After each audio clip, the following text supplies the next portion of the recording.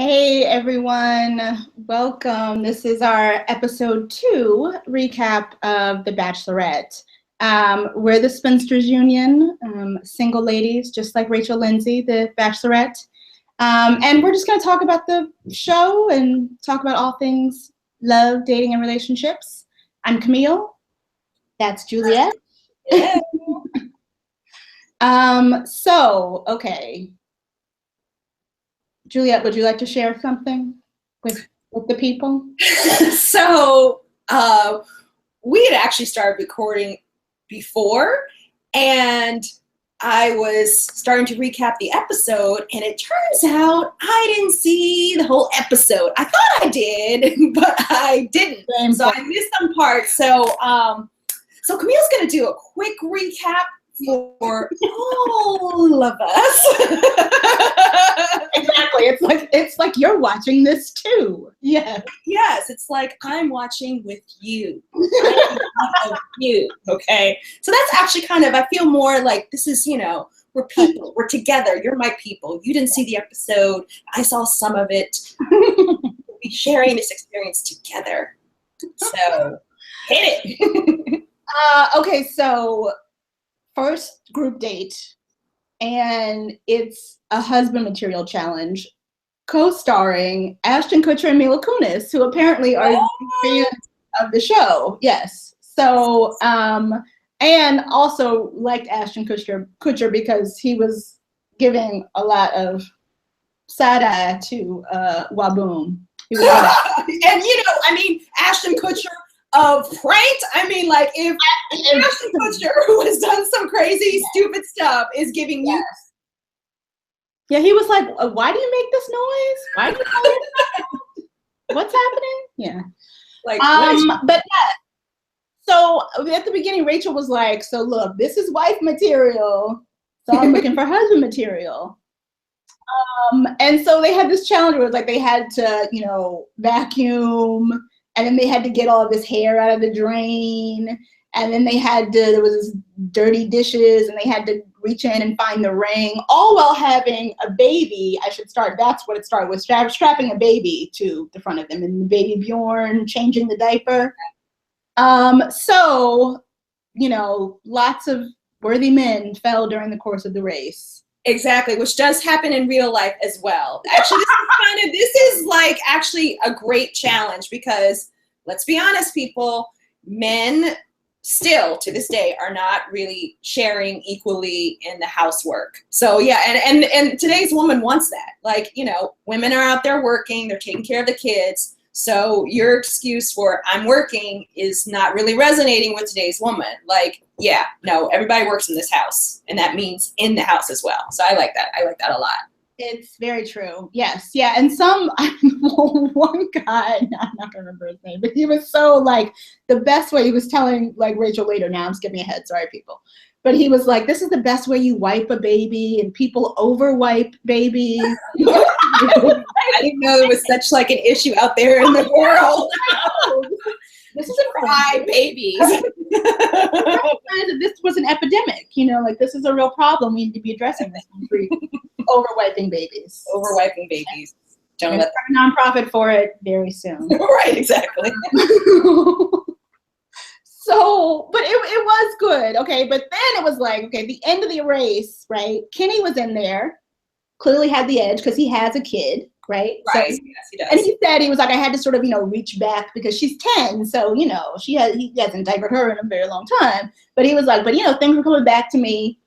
It was him and our favorite, Waboom. So, and then Waboom in the end pushed Kenny. Is that the Waboom lifestyle? He won. So, and really, part of me was like, I wouldn't have given it to him. And so apparently Rachel was sort of impressed that he he really went for it. He really wanted it. And he was really driven. The baby also at one point almost died in the dishwater. I also think maybe that should have been, Right, yeah, a disqualifying thing. Like, if you kill your baby, no, you're not a good father. Okay, yeah. You're not husband material. No. Mm-mm. But in the end, he won. So he got one-on-one time with Rachel. when they went to this restaurant after the husband material challenge. And, you know, he was less crazy. Exactly, during that time. He read this really lame poem, which she liked, but I was like, Rachel, girl, you probably just, you know, doing it on camera. Okay. Just trying to be nice. No. Yeah, well, you know, listen, I mean, Rachel has said that she likes guys who are bold and a little different. I mean, showing their boldness in different ways. So, hey. Yeah, I mean, well, she's not looking for me, so. Assertive, right? Or is it bold because, or is it annoying? It's annoying. And so, and further to fuel the waboomness of this episode, Blake, you know, the aspiring drummer, which every time I see that, I'm always like, aspiring? Like, I don't understand that. Like, that's dumb. I mean, if you drum, then aren't you a drummer? I mean, like, I don't know, like, you know, maybe some drummers out there can tell me at what point do you become a drummer and not aspiring drummer? Does he not know how to drum? And that is, he doesn't know how to play the drums, rather, because I don't know if that's the right way to say it.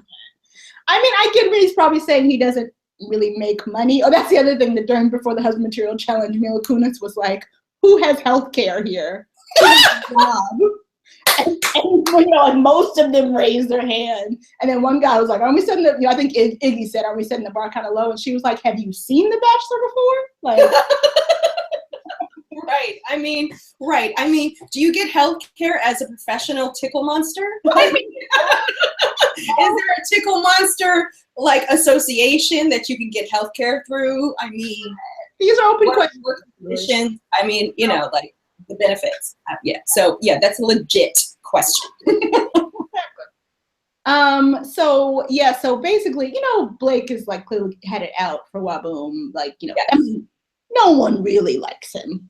No, right? But you know, Blake has been especially like laser focused about bringing him down. So it turns out that his roommate is Waboom's ex-girlfriend.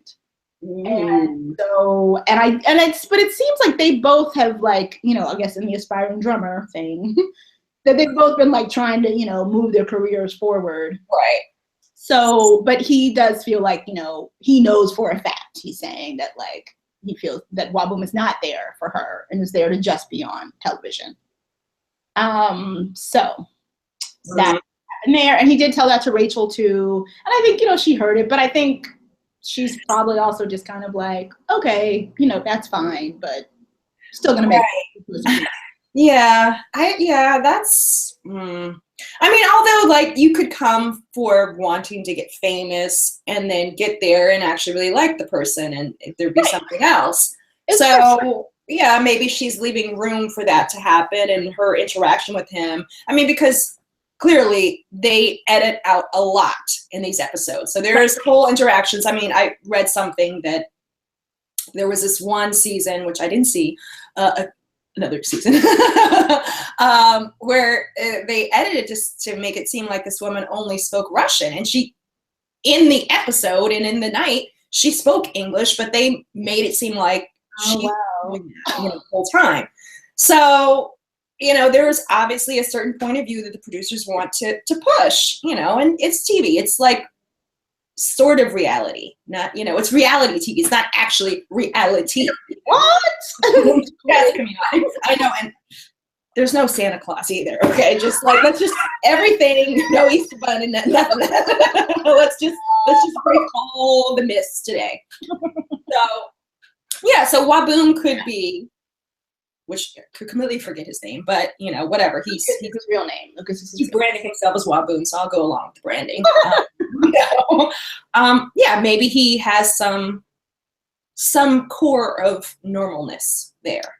Yeah, I mean, look, I definitely think that is possible. You know, I'm not possible. I'm sure. Maybe, yeah. You know, I'm sure he is normal. I mean, I just also think, I don't think he's going to make it past this next round, though. No. I believe that. Also, because there are some people, so this is what also you missed, that, so, you know, she talked to all of the guys on that group date, you know, with the husband material challenge. And she was saying, at first, like, this is fine. Like, I'm having nice conversations with these guys, but there's no spark. There's no, as what Shaw used to say, zazazu, right? From that.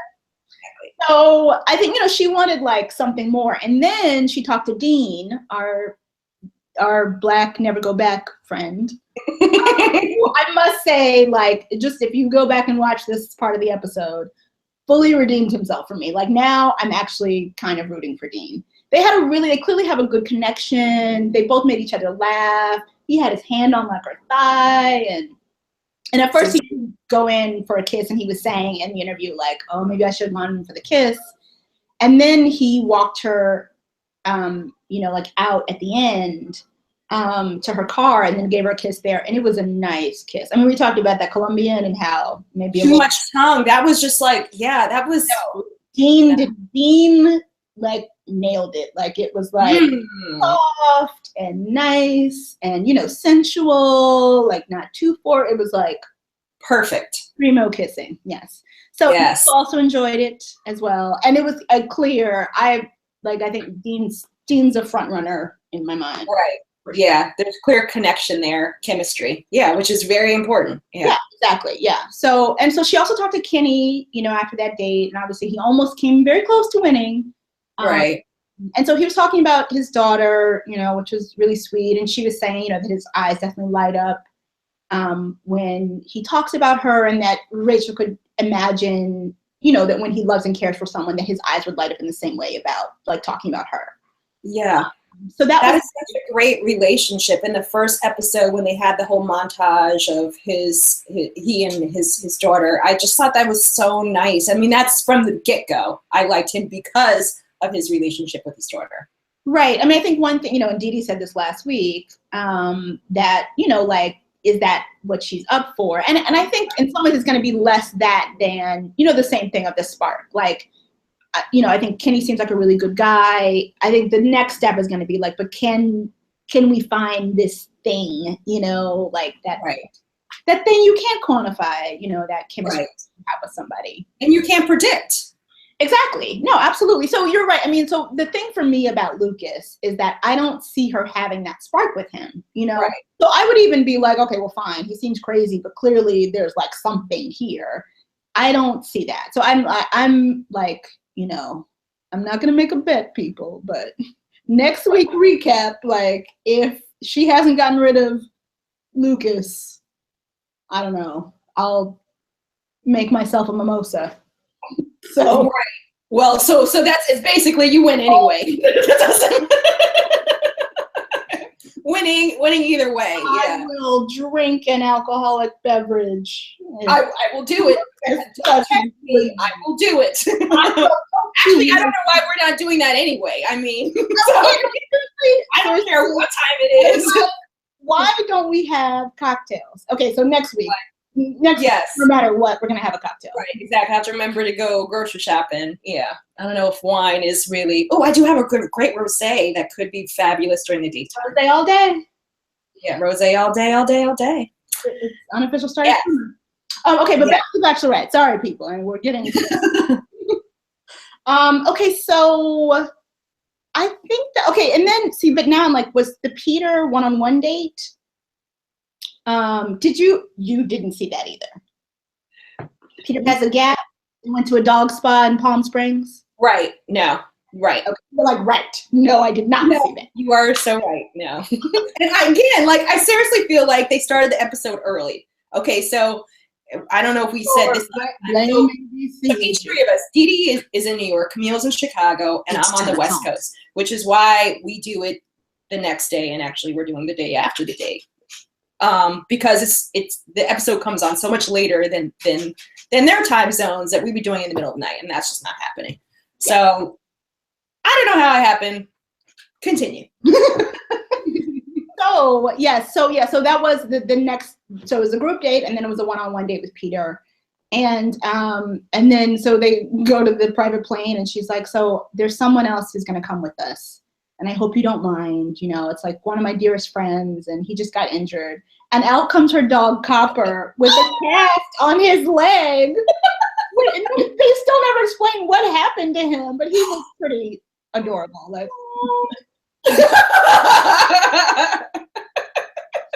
dogs, I mean, this is horrible to say, but dogs who are injured are so cute. Like when they have those little cones around their necks. It's horrible. You feel such pity, you know, like, but, oh. And Peter was very good with her dog, you know, which clearly would be important because, you know, she said that she's like one of, that, you know, Copper's her best friend and also her child and her dog. So, you know, there's a lot of things there. A lot of roles. So they went to this like dog festival or whatever. Hotel in Palm Springs.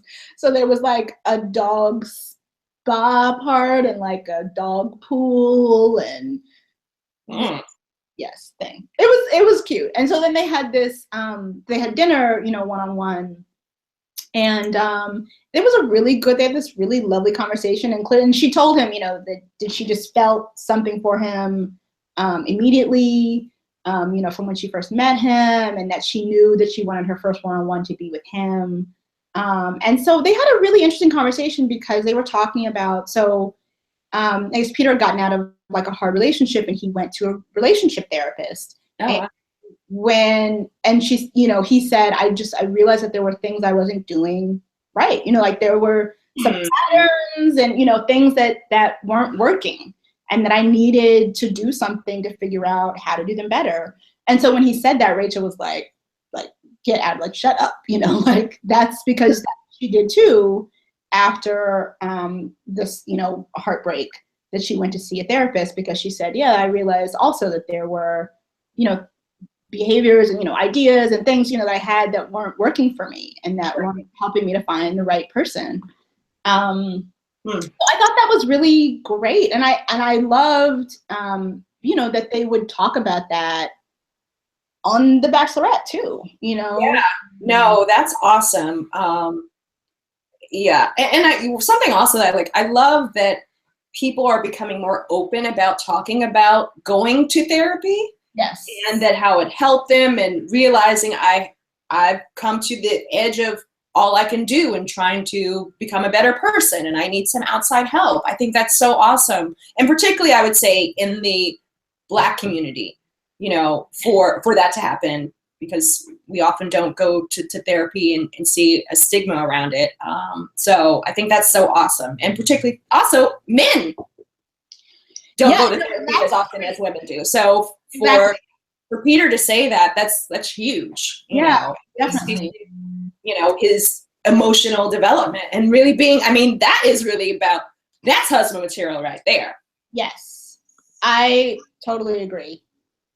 So then the other thing that they connected on too was the gap in their teeth. Oh yeah. And I will say, being in a relationship with a man who has a gap, I was like, go team gap. Yeah. Go team gap. So it was really, so they talked about, you know, like she asked, you know, when did you, like, why do you still have it, you know? And he said, well, he was really like saying that no one ever told him, you know, when he was younger that he could like get braces to change it. But then she was saying, you know, that there was a point in high school where her dentist said, you know, like you could get this closed, but he was like, or, you know, I shouldn't say he, because I don't know, I don't remember what she said the gender of the dentist was. The dentist said, but I think it adds character to your face. And so she said ever since then, when people have been like, oh, well, should you get your gap closed? And she was like, no, my dentist said it adds character. So, you know, I'm not going to change. And she and Peter also had quite a nice kiss as well. And look, I'll just also say next episode, I don't, you know, if she's going to end up kissing any Black men, but I'm just going to say there's a couple of white boys putting it down on the kissing. So yeah. Brothers better step up. You know, making things. Oh no, you know what? That's not true. She and Josiah kissed. Yes. She and Josiah kissed. Yeah, they did later. Yeah. That seemed like a nice kiss. Mm-hmm. There was some good, you know, lip sucking action. I feel like I'm saying too much. Okay, let's stop. Yeah. Teeth. So yes, I think that's all you missed. And then I think the next date was the group date with the basketball, which you did see. Right, exactly. So yeah, so the other guys who didn't go on the first date, they all played basketball because she loves basketball. She loves a man who is really physical, and also, as we said before, she likes a man who is bold. And so you can be very bold on the basketball court and show your moves and everything. So she had a special guest for this episode, the legendary Kareem Abdul-Jabbar, who is such an amazing person. And obviously a sports figure, but a person too, really influential. So he said, okay, so we're going to go through some drills, see what you've got. And he said, it's fine if you've never played basketball before. And one guy really had not, Lee, who is the singer-songwriter from Nashville. He was terrible. But the thing is, what I liked about him, he knew that. And he was like, yeah, he's like, I'm not going to learn how to play basketball in a day. Or not even in a day, like in a few minutes, you know. So he tried his best. And, you know, at the end where they had, you know, played around and, you know, Lee had made a complete fool of himself, Kareem Abdul-Jabbar said, what we're going to do now is we're going to have a competition. We're going to divide up. And he said, some of you did really great. Others of you can't play to save your life. And Lee was like, yep, that's me. That's me. That's right. me. And so they were going to divide up into teams, you know, to show what they had.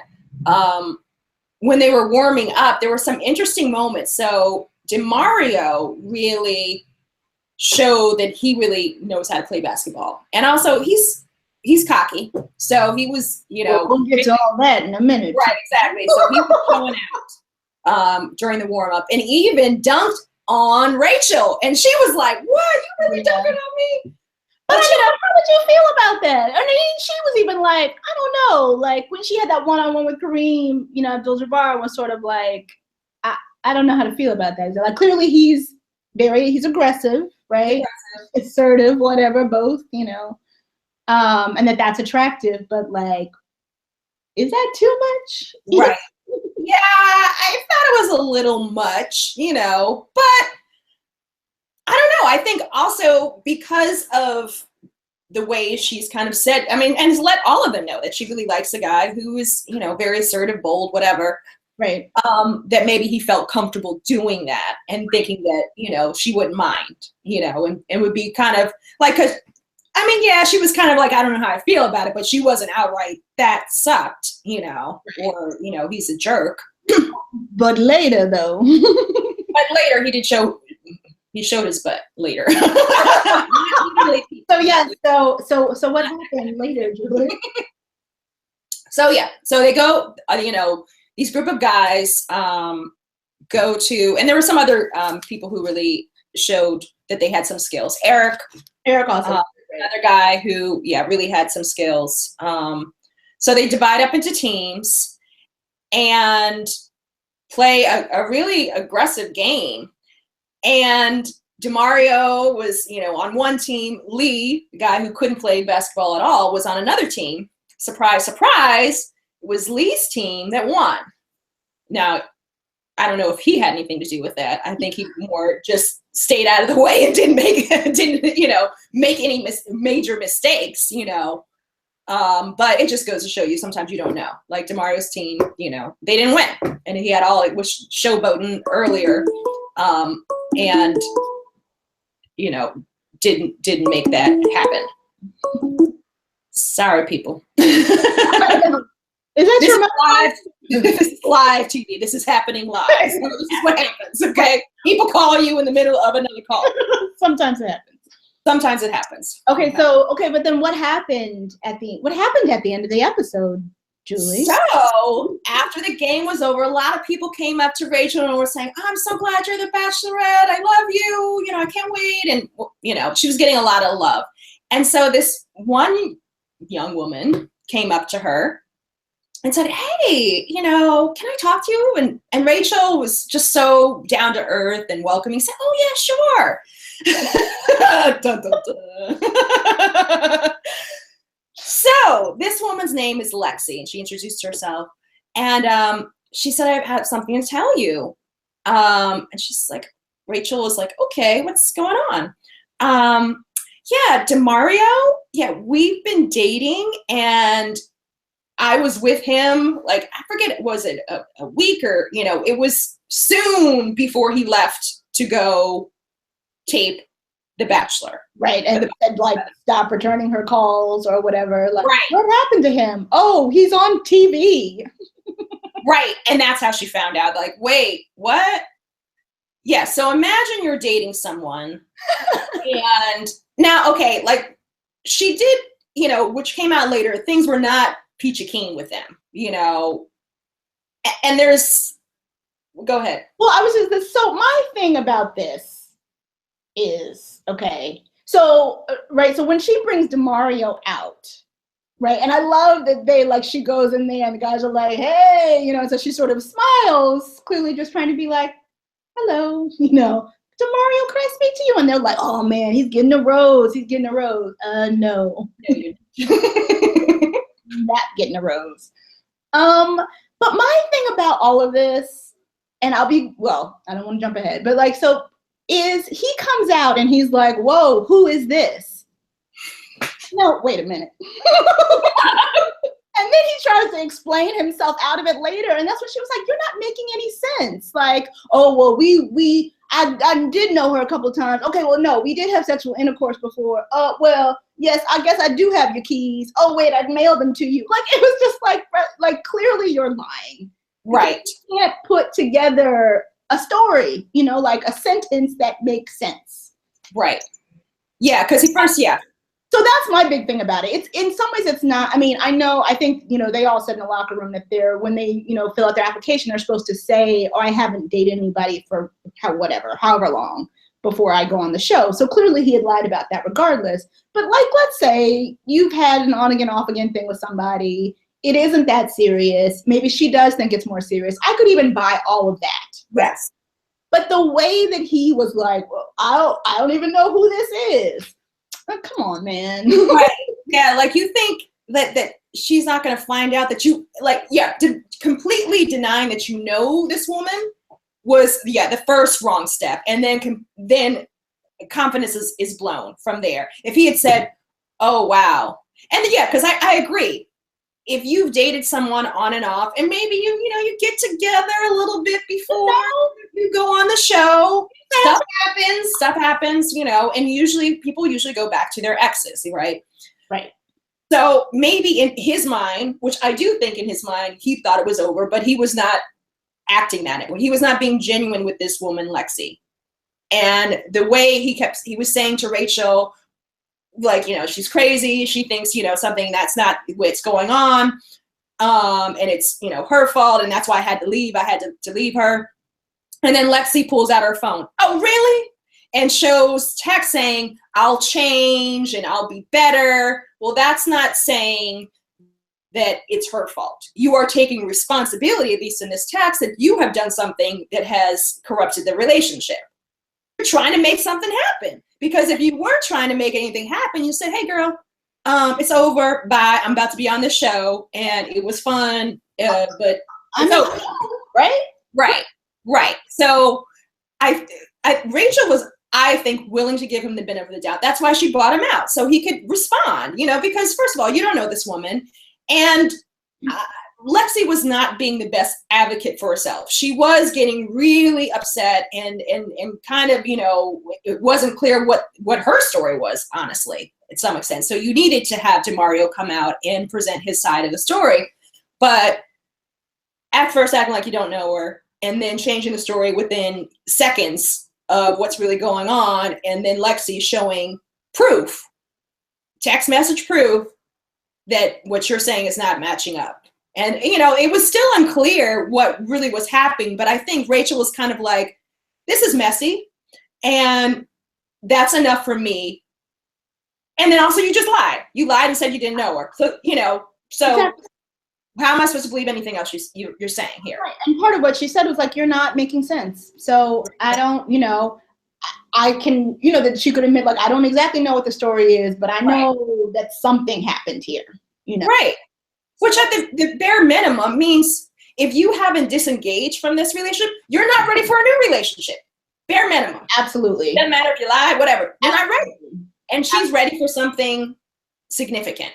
So. Well, right. And also, I think the thing is, and look, we've all, especially when you're younger, may not handle ending something with someone well, or, maybe involved with someone that you shouldn't be, and you shouldn't be, or be non-committal in some ways about what your commitment is. So all that stuff, again, is understandable. But the thing is, if that just happened, right? This isn't a woman from 3 years ago. Right. Like this happened 2 weeks ago, 3 weeks ago, whatever. Like, if that's the way you're treating things right now, and like you're 30 and you say you're here trying to, be serious about something, I don't know, man. I think you need more, more time. More time. You need the number of Peter's relationship counselor. Maybe that's what the Bachelorette should start doing. I should have like a relationship therapist at the end when a guy doesn't get a rose. Like, why do you think you do? Honestly, that would be such a great show. There used to be a show, remember, we used to watch on VH1. What was that show? With like the young guy and his mother would also like come on sometimes. I know, what was it called? I forget what it's called. We'll have to find that out. Like, yes. But they had people who were basically messing up their love life and put them through a boot camp to get them ready for real love and like what their blocks were. So yeah, I think The Bachelor should have a spinoff show with some counselor, some boot camp, on the road to Bachelor or something. Yes. Okay. Look, ABC, give us a cut. There's a lot of people that go on and act like we didn't tell you. Okay. Exactly. We'll talk about the commission, royalty, whatever rate, whatever. But yeah, that's like some realness. Like the people on the show need it, but also having that show would encourage a lot of other people to get their stuff together. So true. It's true. I mean, I remember us watching some of those episodes of that VH1 show and being like, seeing yourself and somebody like, yeah, that's me. That's my issue. Yeah. I mean, and look, if you can learn through other people's experiences to avoid making those same mistakes, like, why not? Why not? Yeah. So, but Rachel was really hurt and upset. And at one point she was sort of like, I don't even want to do this show. This is what's going to happen. Like, I'm not here to get played. And I was like, I mean, I get that, yes, who wants to be, feel like they got played on national television, Exactly. Yeah. She was really upset. And when she told the guys, they were all like, whoa. Although I don't think anybody was really crying any tears for DeMario, because I don't think a lot of them really liked him anyway. Well, I think there were probably some who were like a little cocky and, so they were kind of like, well, this is, the bigger they are, the harder they fall. But definitely there was a lot of compassion for Rachel, and they saw how upset she was, because she, started to cry a little bit when she was telling them what had happened and that she had told DeMario that he had to go. And I think it was good for them also to see her in that light and to see how seriously she's taking this. And because it puts them on notice too. Like, and she said, if you are not here, if you have any relationships or girlfriends, or you're not here for the right reasons, please just leave. Don't put me through this again. If you're not here for the right reasons, then just don't be here. Yeah, right, exactly. And I think, she did also, through that, feel like those guys, was able to sort of make a different connection with them than with some of those husband material challenge guys who she felt like it was so just surfacey, they didn't get to sort of more. That's when she kissed Josiah and, felt like, she made deeper connections with a lot of them. Right, yeah. And she had a really good exchange with Josiah, and he, was very compassionate, really empathetic, and saying that, he was there for her, and it really touched her because she felt protected by him, which is, a feeling that she wants to have with her husband, definitely. Yeah, absolutely. Yeah, so he got a rose too. So it's like, Peter, Josiah, and Dean. And Blake had gotten. And well, no, Noah Boom hadn't gotten one. You said an who what? Blake? No, not Blake. Dean. You're right. Okay. Yeah, no. So yeah, Dean, Peter, Josiah. At the end. Right. Because and so the reason why we're only picking out a few people that got roses because they did not have the rose ceremony at the end.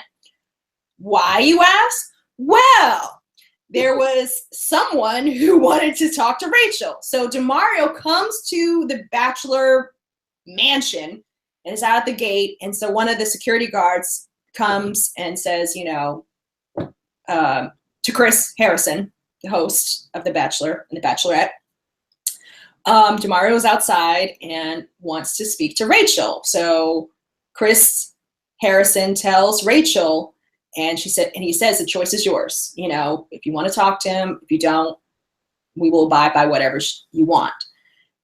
And so she's like, I don't know. But then she said, I am curious. Right. So while she's kind of deliberating on whether or not she's going to go out to see him, somehow it gets out to the men.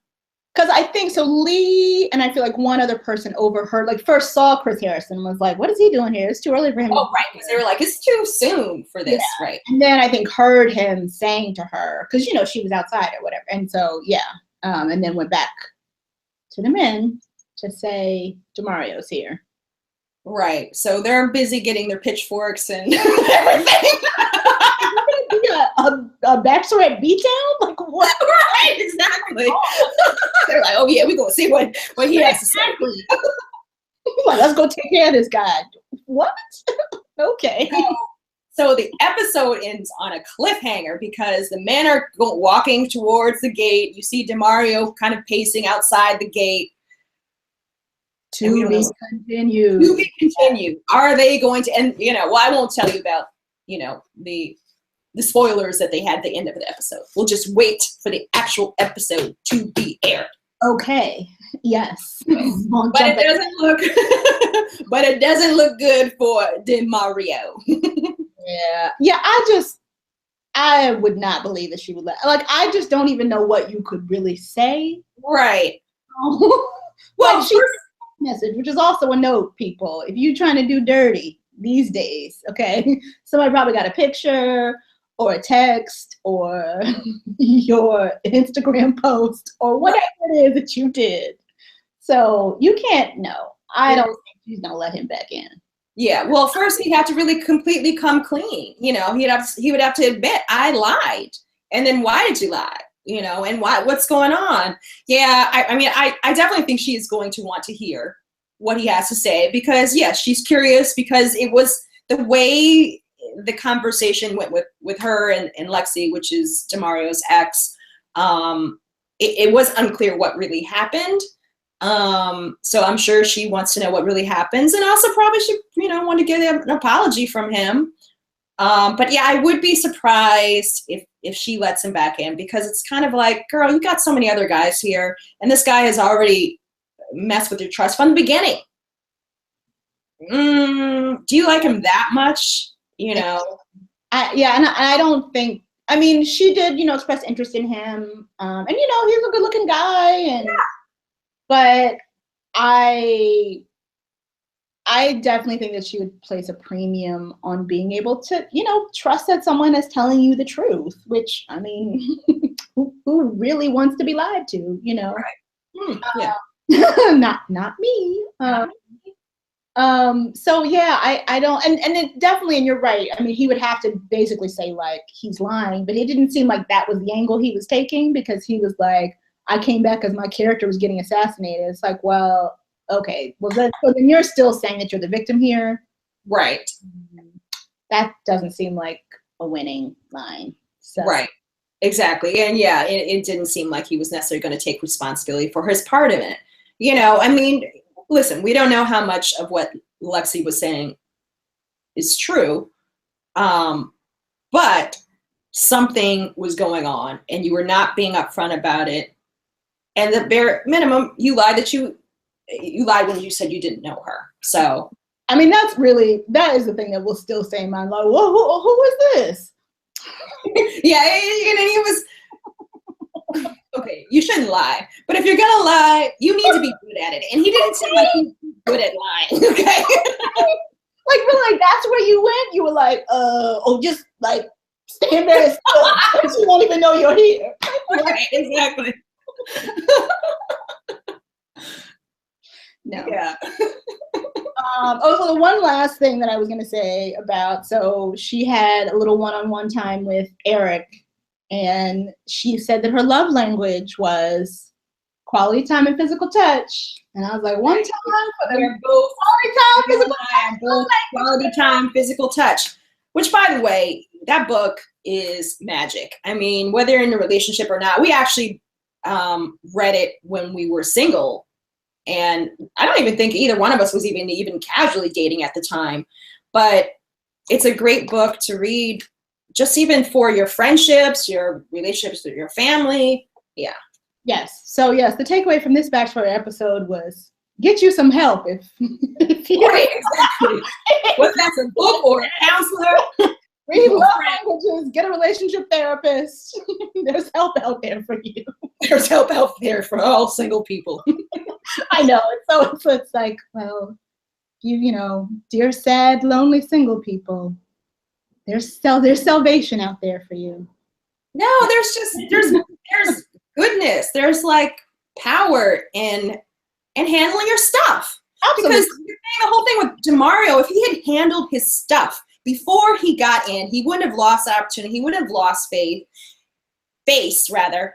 And he could have really been there and present. And so whatever your stuff is, if it's an ex-girlfriend or a relationship that you haven't completely ended, whether it's, you know, physically or even emotionally, I mean, that's what happens with most people. You may not even be actively dating the person or contacting them, but you haven't ended the relationship emotionally. So you can't really fully be present for a new relationship. So that's really I think that's the takeaway. Get your stuff together, you know, end your emotional entanglements to other people so you can really be present for someone new.